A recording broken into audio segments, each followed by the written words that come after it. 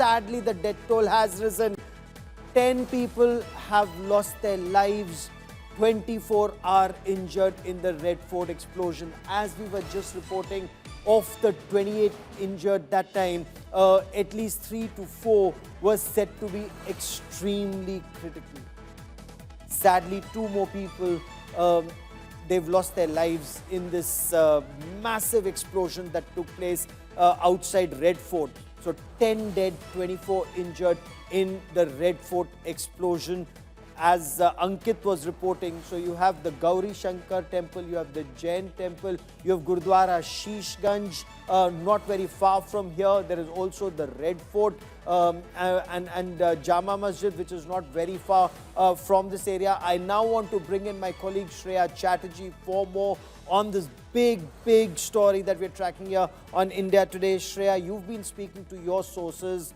From the nature of explosives and explosion and the fact that the debris went a long distance and fell quite some distance away, what are your sources telling you? Prima facie, what does this look like?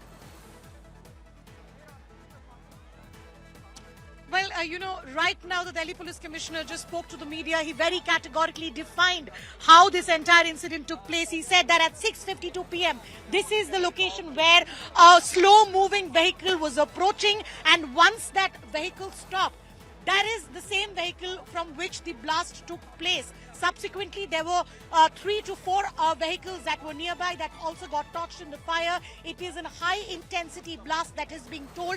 Multi-agencies are right now on the ground.